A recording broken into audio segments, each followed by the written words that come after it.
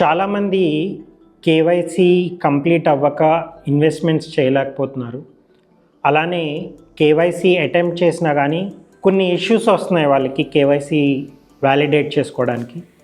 So ఈరోజు ఈ వీడియోలో నేను కేవైసీ అంటే ఏంటి, వాటిలో డిఫరెంట్ స్టేటసెస్ ఉంటాయి కేవైసీలో, అవి ఏంటవి, ఈ కేవైసీ అన్నది ఎవరు హ్యాండిల్ చేస్తారు, ఎవరి ఇన్ఫర్మేషన్ స్టోర్ చేసుకుంటారు, ఎట్లా ప్రాసెస్ అవుతుంది, ఇంకా లాస్ట్లీ ఈ కేవైసీలో ఎలాంటి ఇష్యూస్ వస్తున్నాయి అవి ఎలా రిజాల్వ్ చేసుకోవాలన్నది ఈ వీడియోలో క్లుప్తంగా మాట్లాడుకుందాము. ఫస్ట్లీ అసలు కేవైసీ అంటే ఏంటి, దాని ఫుల్ ఫామ్ వచ్చేసి నో యువర్ కస్టమర్. ఇప్పుడు ఒక ఎయిర్పోర్ట్లో మీరు ఒక ఫ్లైట్ ఎక్కాలి అనుకుంటే ఒక బోర్డింగ్ పాస్ అనేది ఉండాలి, అది లేకపోతే మిమ్మల్ని గేట్ దగ్గరే ఆపేస్తారు. సో అలానే ఎనీ మ్యూచువల్ ఫండ్ మీరు ఇన్వెస్ట్ చేయాలంటే దానికి కేవైసీ వ్యాలిడేషన్ స్టేటస్ ఉండాలి. ఆ స్టేటస్ ఉంటేనే తప్ప వాళ్ళు ఇన్వెస్ట్ చేయడానికి అలౌ చేయరు. సో ఇది ఎందుకు అంటే టు అవాయిడ్ మనీ లాండరింగ్, అంటే ఎవరు పడితే వాళ్ళు వచ్చి ఇన్వెస్ట్ చేయకుండా ఆ కస్టమర్ ఎవరైతే ఆ ఇన్వెస్టర్ ఎవరు ఇన్వెస్ట్ చేస్తున్నారు వాళ్ళ ఆధార్ నెంబర్ ఏంటి, వాళ్ళ పాన్ నెంబర్ ఏంటి ఐడెంటిఫై చేసుకునేలా ఉండాలి. కాబట్టి సో ఈ కేవైసీ ప్రాసెస్ అన్నది ఇంప్లిమెంట్ చేశారు.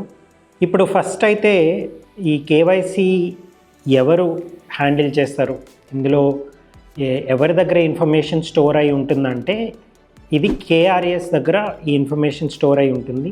కేఆర్ఎస్ అంటే కేవైసీ రిజిస్ట్రేషన్ ఏజెన్సీస్. సో ఇండియాలో బ్రాడ్గా ఒక 4 కేఆర్ఎస్ ఉన్నాయి. CVL KRA, ఎన్డిఎంఎల్ KRA, cams KRA, ఇంకా కే ఫిన్టెక్ కేఆర్ఏ. సో ఇలా 4 కేఆర్ఎస్ ఉన్నాయి. బ్రాడ్గా అన్ని కేవైసీస్ ఈ 4 కేఆర్ఎస్ హ్యాండిల్ చేస్తాయి, ఎస్పెషలీ మ్యూచువల్ ఫండ్ ఇన్వెస్ట్మెంట్స్కి. ఈ కేఆర్ఎస్ అనేవి ఒక డిజిటల్ లాకర్ లాంటివి, మీ కేవైసీ డేటాకి ఒక డిజిటల్ లాకర్ లాంటిది. అంటే ఇప్పుడు సపోజ్ మీరు ఒక బ్యాంక్లో ఏదైనా స్టోర్ చేయాలనుకుంటున్నారు, దానికి ఒక లాకర్ తీసుకుంటారు. ఫస్ట్ మీరు రిజిస్టర్ చేసుకుంటారు ఆ లాకర్కి. ఇంకా చాలా లాకర్స్ ఉంటాయి, అందులో ఒక లాకర్ మీకు అసైన్ చేస్తారు. సో మీ రిలేటెడ్ డాక్యుమెంట్స్ కానీ ఆర్నమెంట్స్ కానీ ఏమన్నా స్టోర్ చేసుకోవాలంటే ఆ లాకర్లో మీరు స్టోర్ చేసుకుంటారు. అలానే కేఆర్ఎస్ ఏం చేస్తాయంటే మీ కేవైసీ ఎప్పుడైతే మీరు డేటా ఆధార్ నెంబరు ఇవన్నీ ఫిల్ చేస్తారో ఈ డేటా అంతా వాళ్ళు స్టోర్ చేసుకుంటారు. ఫస్ట్ కలెక్ట్ చేసుకుంటారు. కలెక్ట్ చేసుకున్న తర్వాత ఆ డేటాని వ్యాలిడేట్ చేస్తారు. ఈ మొబైల్ నెంబర్, ఈమెయిల్ ఐడి, ఈ పాన్, ఈ ఆధార్ ఇవన్నీ లింక్ ఉన్నాయా లేవా, ఇవన్నీ ఒకటే పర్సనా కాదా, పాన్ నెంబర్, పాన్లో ఉన్న పేరు ఆధార్లో ఉన్న పేరు మ్యాచ్ ఉందా లేదా. సో ఇవన్నీ వ్యాలిడేట్ చేస్తాయి ఈ కేఆర్ఎస్.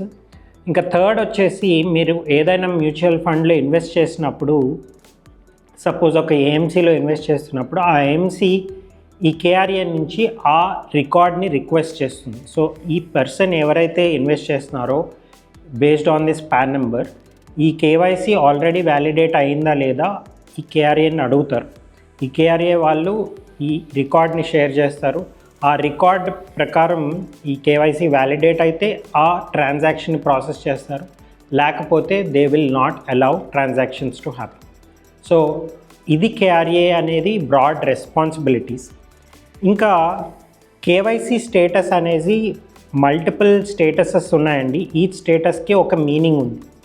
ఇప్పుడు మీరు ఈ స్క్రీన్ చూసినట్లయితే ఇక్కడ 2024 ఏప్రిల్ 1 నుంచి సెబీ ఈ రూల్స్ని ఇంప్లిమెంట్ చేసిందండి. There are broadly 3 statuses. First వచ్చేసి KYC validated status. KYC validate already అయిపోతే మీరు ఏ మ్యూచువల్ ఫండ్లో అయినా ఇన్వెస్ట్మెంట్ చేయొచ్చు, ప్రాబ్లం ఉండదు. ఎగ్జిస్టింగ్ మ్యూచువల్ ఫండ్స్లో ఇన్వెస్ట్ చేయొచ్చు, కొత్త మ్యూచువల్ ఫండ్స్లో ఇన్వెస్ట్ చేయొచ్చు. కేవైసీ రిజిస్టర్డ్ అయిపోతే మీరు ఆల్రెడీ ఎగ్జిస్టింగ్ మ్యూచువల్ ఫండ్స్ ఎందులో అయితే ఇన్వెస్ట్ చేశారో అందులో మీరు కంటిన్యూ చేయొచ్చు ఇన్వెస్ట్మెంట్స్. అదే న్యూ మ్యూచువల్ ఫండ్స్లో ఇన్వెస్ట్ చేయాలంటే మీరు రీకేవైసీ చేయాల్సి ఉంటుంది. ఇది ఎందుకంటే 2024కి ముందు చాలామంది మ్యూచువల్ ఫండ్స్ ఇన్వెస్ట్మెంట్స్ చేస్తున్నారు, కానీ ఆధార్ నెంబర్ లింక్డ్ ఉందా లేదా అన్నది అది ఇంకా వ్యాలిడేట్ అవ్వలేదు ఆ టైంలో. సో ఏప్రిల్ 2024 నుంచి ఈ రూల్ అప్లై అయిన తర్వాత ఈ కేవైసీ వ్యాలిడేట్ అయితేనే తప్ప న్యూ మ్యూచువల్ ఫండ్స్లో ఇన్వెస్ట్ చేయకూడదు అన్నది ఒక రెగ్యులేటరీ అప్డేట్ వచ్చింది. సో అలానే థర్డ్ స్టేటస్ చూసినట్లయితే KYC on hold are rejected. ఈ స్టేటస్లో ఉన్న వాళ్ళు యాజ్ గుడ్ యాజ్ కేవైసీ చేయనట్లే. వాళ్ళకి ట్రాన్సాక్షన్స్ కొత్త మ్యూచువల్ ఫండ్లో కానీ ఎగ్జిస్టింగ్ మ్యూచువల్ ఫండ్లో కానీ అలౌ లేదు.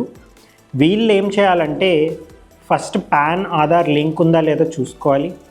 ఇంకా వాళ్ళ ఈమెయిల్ ఐడి మొబైల్ నెంబర్ కూడా అప్డేట్ అయి ఉండాలి, both link to Aadhaar.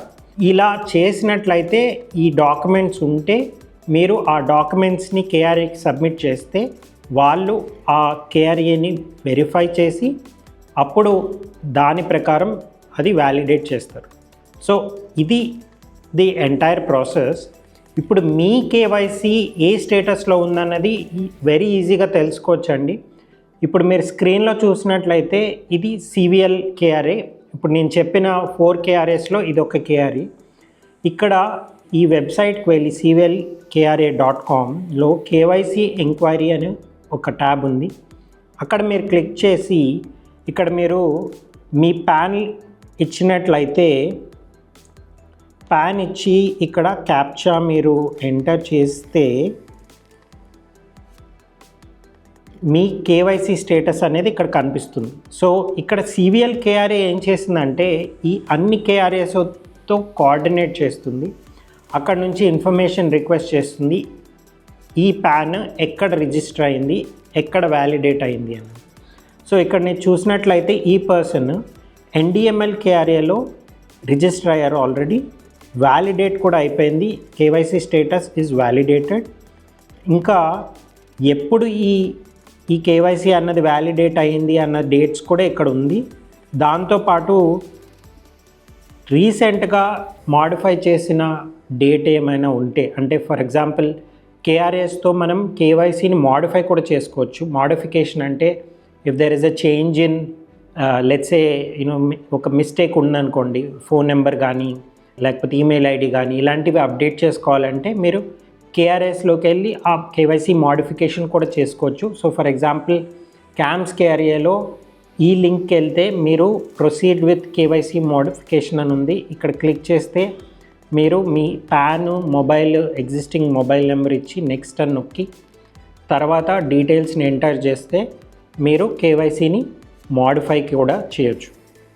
So this is the process for someone who is trying to understand what is the status. So వాళ్ళ కేవైసీ స్టేటస్ కావాలనుకుంటే ఇది ప్రాసెస్ అండి. ఇప్పుడు కేవైసీ రిజెక్టెడ్ కానీ ఆన్ హోల్డ్ కానీ ఉన్నట్లయితే వాళ్ళకి 3-4 వేస్ ఉన్నాయండి రఫ్గా. ఒకటి ఏంటంటే డీజీ కేవైసీ, ఇంకొకటి ఆధార్ కేవైసీ, థర్డ్ వచ్చేసి ఎంఎఫ్యూ కేవైసీ, ఫోర్త్ వచ్చేసి ఆఫ్లైన్ కేవైసీ అంటే ఫిజికల్గా డాక్యుమెంట్ సబ్మిట్ చేయడం.